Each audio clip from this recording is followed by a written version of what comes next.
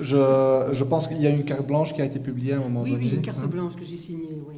Donc, une des choses qu'on a remarqué, que c'est justement les gens qui ont été peu qualifiés, malheureusement, par leur parcours, demandent plus le bilinguisme. Bien sûr.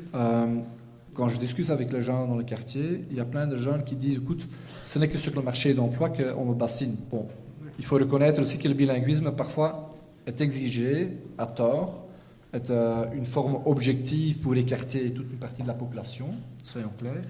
Mais en même temps, il y a une réalité que de la partie des boulots à Bruxelles qui demandent une connaissance de langue, 90% de ces boulots qui spécifient dans la demande, dans l'offre une connaissance de langue, demandent les deux langues nationales, néerlandophone, néerlandais et français.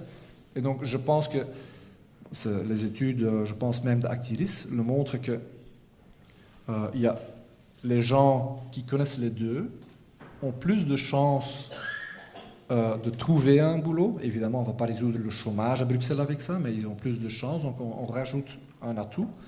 Tandis que pour les universitaires, le bilinguisme ne fait pas tellement de différence.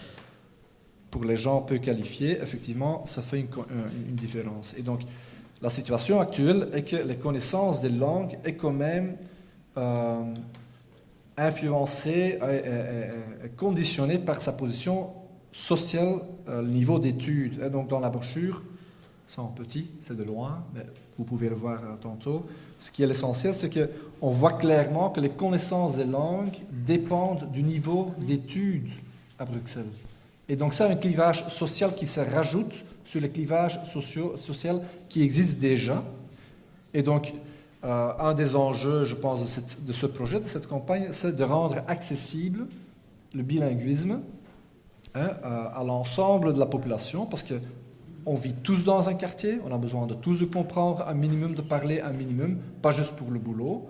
Et donc, je m'oppose un petit peu, parfois aussi, donc je viens de lire un article de la personne qui a dirigé Bruxelles Formation, Michel Peffer, qui dit, écoute, pas question de faire de bilingues des gens au bas de l'échelle. Comme les gens au bas de l'échelle n'ont pas besoin de pouvoir se comprendre dans la rue, de participer dans la vie culturelle et associative. Et donc, je trouve que le bilinguisme ne peut pas être conditionné ou ne pas être rythmé sur la demande du marché d'emploi non plus. Je trouve que c'est quelque chose que les gens ont besoin et c'est un droit pour moi. Ah oui, mais Michel Peffer, sur cette question-là, est tout à fait insupportable. Je dois le fréquenter au moins une fois par mois, mais il part à la pension bientôt, avec tout le respect que j'ai pour lui. Mais sur la question des langues, il est insupportable. Wat zou ik nu antwoorden? Ja, natuurlijk is de kennis van de twee talen heel belangrijk voor de jongeren die in de technische en de professionele scholen zijn. En wat echt schandalig is, en ik spreek hier van de Franstalig onderwijs, ik ken minder wat in het Nederlandstalig onderwijs gebeurt, maar er zijn weinig professionele scholen, te weinig in het Nederlands hier in Brussel. En sommige zijn nu pas gesloten. Dat is heel jammer. Maar wat daar gebeurt is, soms hebben zij zelf geen enkele uur van het Nederlands. Of heel dikwijls. Heel dikwijls. En het hele professioneel onderwijs staat er geen andere taal in het programma. En het grootste probleem, zelfs hadden wij dat in het programma, we zijn tekort met leraren. Daar is een enorm groot probleem van tekort aan leraren. Donc il manque cruellement des professeurs de néerlandais. Il y a presque plus de régents, etc., etc. Et donc, je pense qu'un des principaux obstacles, indépendamment du sujet que j'avais abordé tout à l'heure, un des principaux obstacles au développement du projet de l'école en immersion, ça va être de trouver des personnes qui ont les compétences et qui sont prêtes à venir donner des cours de néerlandais ou de français. Ça, c'est vraiment un problème majeur. Maintenant, déjà dans les bonnes écoles, celles considérées comme les bonnes écoles, il y a déjà trop peu de professeurs de néerlandais. Il y a un manque cruel. Et ça, il faut aborder de manière extrêmement concrète. Qu'est-ce qu'on propose? Qu'est-ce qu'on va faire? Est-ce que vous allez arriver à mobiliser des jeunes néerlandophones pour qu'ils deviennent régents, pour qu'ils investissent dans ces coûts-là. Peut-être, peut-être qu'il y en a qui seraient prêts à le faire, mais pour moi, ça c'est un des tout grands obstacles. Alors, Oui, deuxième peut-être que- chose, oui. la communauté française a une responsabilité majeure. Elle a une obligation légale de donner des cours de néerlandais en primaire, dès la 3e primaire. Eh bien, il n'y a jamais aucun budget qui n'a été débloqué pour réaliser ça. La CLC Enseignement se bat pour l'instant là-dessus, mais c'est très difficile. Et le rapport de force des Bruxellois au sein de la communauté française n'est pas bonne. Ok. N'est pas bonne. Je propose que sur la question de... Donc, une des remarques qu'on entend souvent, c'est difficile à organiser l'immersion parce qu'on ne trouve pas les profs. Et la preuve est que maintenant, on ne trouve pas les profs non plus. Et donc, les gens ne sont pas bilingues. Je propose que je donne encore 1 minute à Pete ou 2 pour réagir là-dessus. Allez, s'il veut bien, s'il a une réponse. Et puis, on passe au chapitre bruxellois. Oui, madame a raison, bien sûr, mais qu'est-ce qui se passe en Wallonie? Il y a plus, et à Bruxelles, parce que certaines écoles font partie du même réseau, il y a plus de 300 écoles qui trouvent quand même des professeurs. En primaire, c'est bien qu'en secondaire. Donc ça, c'est difficile, mais ça ne peut pas nous empêcher de ne pas continuer, de commencer. Il faut commencer. Et on commence par petits pas. On ne va pas émiler toute une école. Non, on commence par quelques classes. Et du coup, on va changer, on va changer ces écoles-là. Donc, ce n'est pas un argument, on ne trouve pas des profs, parce qu'on en trouve quand même, et il faut les chercher. Ok. Toutes les remarques et questions que vous êtes en train de vous imaginer, prenez un stylo, marquez-le sur votre main, ou sur un bout de papier. On arrivera aussi à vos questions et vos remarques et encore le débat continuera. Nous avons aussi invité Eric Oren, bruxellois, j'allais dire notoire, mais en tout cas connu, et professeur. Eric, récemment, ils ont publié le nouveau taalbaromètre, où on voit le baromètre linguistique de la région de Bruxelles, où on voit l'évolution linguistique de Bruxelles. On sait que Bruxelles est une région, une ville qui s'internationalise, où de plus en plus de gens de différentes origines linguistiques arrivent. Est-ce que tu peux nous donner ton idée là-dessus, et aussi comment est-ce que selon toi un enseignement bruxellois doit gérer une situation pareille? Et tu peux parler en néerlandais ou en français. Oui. Je vais parler en français parce que c'est clairement, selon le taalbaromètre, la lingua franca, et je vois d'ailleurs que personne n'emploie les écouteurs quand on parle français, et qu'il y a beaucoup plus d'écouteurs. Eentje. Wel, ik zal het achteraf voor dat eentje zal ik het nog even vertellen tijdens de pauze. Bon. Donc à ce niveau, il y a inadéquation.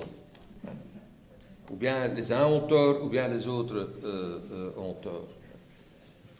28% des élèves quittent l'enseignement francophone sans papier. Toutes les obligations légales ne sont pas tenues. Il faut donc expliquer comment ça se fait. Parce que je dois dire que mon ami Pete, il est tout à fait convaincant, enfin il est convaincant depuis 10 ans. On discute de ces affaires depuis plus de 10 ans et il y a une forte résistance. Et pourquoi il y a cette forte résistance? Parce que les institutions continuent à croire qu'on n'a pas besoin d'une autre langue pour bien vivre en société. Parce que le principe de la réforme de l'État belge, c'est avoir des territoires unilingues. Et quand on regarde les réalités, on peut dire que les provinces wallonnes sont en gros belges. La partie de l'immigration est assez faible. Quand on regarde les provinces flamandes, on peut dire qu'ils sont en gros belges. Quand on regarde Bruxelles, Bruxelles n'est plus une ville belgo-belge. Et donc, Bruxelles, qui est le seul territoire officiellement bilingue, mais ce n'est pas un territoire bilingue. c'est un territoire où deux institutions monolingues peuvent opérer et socialiser. Donc, il n'y a pas de bilinguisme nulle part en Belgique. Nulle part en Belgique. Et donc, quand on discute de tous les bons arguments pour apprendre une autre langue, je vais donner quelques chiffres sur l'emploi des langues, mais ce qui, moi, vraiment m'irrite, c'est toujours le pauvre petit Turc qui parle déjà turc à la maison et qui donc aurait comme troisième langue le néerlandais avec un problème. Moi, je parle des étudiants qui ont un diplôme à l'ULB et qui sont médecins là, et qui ne parlent pas l'autre langue. Donc, commençons à regarder l'emploi des langues et le sérieux avec lequel on emploie l'autre langue par la classe moyenne blanche, bien éduquée, etc. Donc, pour moi, il y a une résistance principielle institutionnelle. C'est-à-dire, on est contre le cosmopolitisme, on est contre le mélange, on est pour la purification, et donc on attache aussi à l'emploi des langues beaucoup plus d'importance que ça l'a. Hein? Il y a un débat, un grand débat sociétal à Courtrai actuellement, si une friture peut avoir un nom français. Hein? C'est ça le grand débat politique sur lequel les citoyens doivent avoir une opinion, etc. Bien, je crois que la politique belgo-belge est structurée selon cela. C'est-à-dire l'emploi des langues n'est pas utilitaire pour avoir... C'est un instrument de continuer un rapport de force et un type de société. Et alors, ce qui actuellement est de plus en plus patent, c'est que Bruxelles... Il faut absolument changer la population de Bruxelles, parce que Bruxelles n'est pas conforme à cette vision-là des choses. Parce que les deux communautés autochtones sont tous les deux en minorité dans cette ville, et en plus ils sont en opposition l'un contre l'autre. Et donc ils proposent à d'autres, qui sont la majorité de la population, à être socialisés dans un système ou dans un autre. Il faut choisir son camp. Il faut choisir son camp. Tandis que déjà 41% des ménages à Bruxelles sont multilingues. Parce que les deux partenaires, ça c'est le grand désavantage naturellement dans ce système, c'est qu'on tombe amoureux dans une langue nécessairement. Et ça c'est vraiment emmerdant pour ces institutions. Il faudrait, je trouve, introduire le mariage gay d'un côté, d'accord, mais quand même avoir un système de séparation linguistique beaucoup plus. On a déjà la séparation dans les partis politiques, dans les listes, dans les institutions. Hein, c'est la seule ville au monde, la région bruxelloise, où il n'y a pas une majorité. Il y a deux majorités. Vous savez quand même bien que le gouvernement bruxellois est formé en deux étapes. Et ça explique pourquoi le Parti socialiste en français est dans la majorité et en néerlandais est dans l'opposition. Et que les libéraux, que l'idéologie libérale en flamand est dans la majorité et dans l'opposition dans l'autre langue. Donc ce que je veux indiquer ici, c'est que l'institutionnel est en principe monolingue.